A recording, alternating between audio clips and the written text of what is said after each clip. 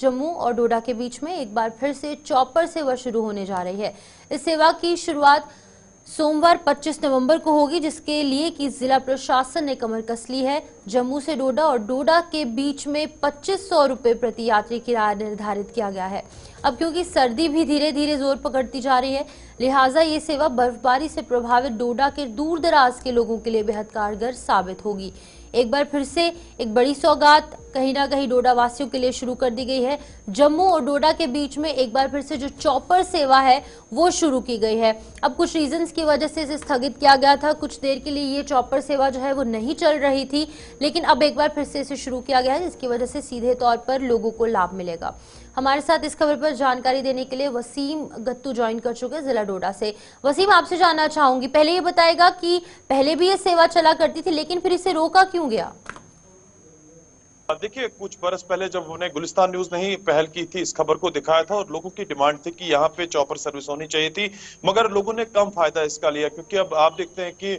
बहुत कम डोडा से जम्मू का जो वक्त लगता है, पहले काफी टाइम लगता था, अब हम देख रहे हैं कुछ ही घंटे लग रहे हैं। अब हमने देखा कि पहले लोगों ने इसका इस्तेमाल किया, मगर बहुत कम इस्तेमाल किया, और इस बार हमने देखा कि सर्दियों के टाइम एक बार फिर से सरकार ने एक बड़ा फैसला लिया है जिला डोडा और जम्मू के बीच में, यानी कि जम्मू से डोडा चॉपर सर्विस रखी है और डोडा से जम्मू की तरफ चॉपर सर्विस रखी है। और इसमें अहम चीज ये देखी जाती है, जब बर्फबारी बारिश होती है तो हमारी जो नेशनल हाईवे 244 है वो बंद हो जाती है, तो लोग कहीं ना कहीं सवाल एडमिनिस्ट्रेशन पे, सरकार पे सवाल उठाते हैं। अब हमने देखा कि एक बार फिर से सरकार ने फैसला लिया है, 2500 रुपया एक शख्स का लिया जाएगा और सर्विस लगातार जारी रहेगी और 25 तारीख से ये सर्विस जो है स्टार्ट की जाएगी। हालांकि कल देर रात हमने डिप्टी कमिश्नर डोडा से जब बातचीत की, उन्होंने कहा कि लोगों को इस चीज का फायदा उठाना चाहिए और मुझे उम्मीद है कि आने वाले टाइम में लोग इस चीज का फायदा उठाएंगे। और जब मेडिकल इमरजेंसीज होती है तो आपको जरूर याद होगा, जब मेडिकल कॉलेज डोडा से उन लोगों को शिफ्ट किया जाता है, रास्ते में देखें कि जाम भी काफी ज्यादा देखने को मिलता है, तो मेडिकल इमरजेंसी जब होगी तो उनको जरूर इस चीज का फायदा उठाएंगे वो लोग,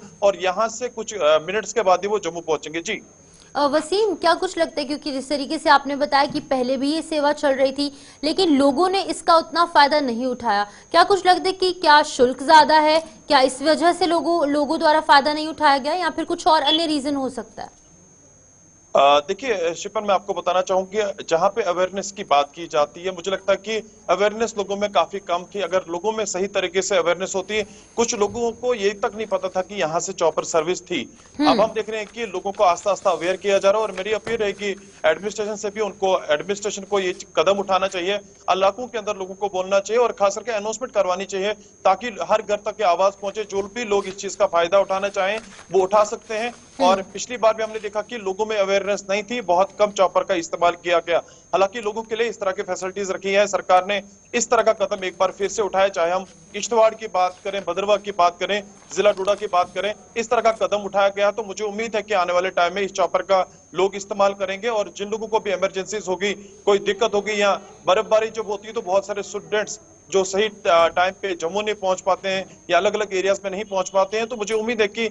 इस चॉपर का सर्विस लोग आने वाले टाइम में इस चीज का इस्तेमाल करेंगे। जी वसीम, तो हम कुल मिलाकर ये कह सकते हैं कि जो नई सरकार है पूरी प्रतिबद्धता के साथ काम कर रही है, जनहित में लगातार कुछ ऐसे फैसले लिए जा रहे हैं जिसकी जरूरत लोगों को है, क्योंकि विंटर्स यहाँ पर आ चुकी है और विंटर्स में सबसे ज्यादा दिक्कतें लोगों को पेश आती है, चिनाब वैली के लोगों को और साथ ही साथ कश्मीर डिवीजन के लोगों को।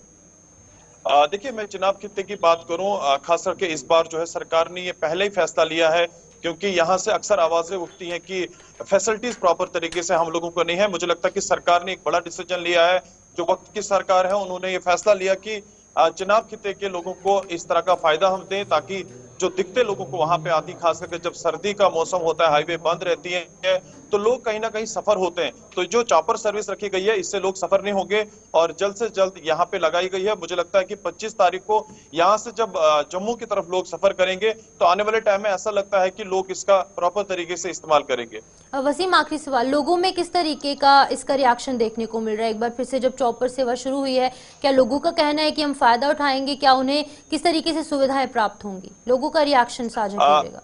बिल्कुल शिपन, देखिए बड़ा अच्छा सवाल आपने कहा कि लास्ट टाइम जब हमने इस तरह की स्टोरी चलाई थी तो लोगों में दिक्कत और लोगों में गुस्सा भी देखा जा रहा था कि खास करके चिनाब वैली को ही क्यों पीछे रखा जाता है। अब हम देख रहे हैं कि लोगों में खुशी, सिविल सोसाइटी हो, आम जनता हो, स्टूडेंट्स हो, वो काफी खुश हैं कि 25 तारीख के, मुझे लगता है कि आज से ही हम देख रहे हैं कि एडमिनिस्ट्रेशन या उनकी जो टीमें हैं वो एक्टिव हो चुकी हैं। और आप देखेंगे कुछ दिन के यानी कि कल और परसों के दिन आप देखेंगे लोगों की कतारें भी देखने को मिलेंगी जो वहां पे टिकट्स लेंगे, आने वाले टाइम में इस चीज का फायदा उठाएंगे। तो आप कल और परसों का इंतजार कीजिए, हम कोशिश करेंगे लाइव तस्वीरें दिखाने की और उन लोगों से बातचीत करने की भी जो लोग यहाँ से जम्मू की तरफ रवाना होंगे। जी ठीक है वसीम, बहुत बहुत शुक्रिया तमाम जानकारी देने के लिए। वसीम गत्तू डोडा से अपडेट कर रहे थे, जहां पर कि 25 नवंबर से हवाई सेवा शुरू होगी। चॉपर सर्विसेज जो है वो एक बार फिर से शुरू की जाएगी, जिसका सीधा तौर पर लाभ जो है वो लोगों को मिलेगा। प्रशासन द्वारा एक बार फिर से ये सेवा शुरू की गई है और जनहित में एक और बड़ा फैसला जो है वो नेशनल कॉन्फ्रेंस की सरकार ने लिया है।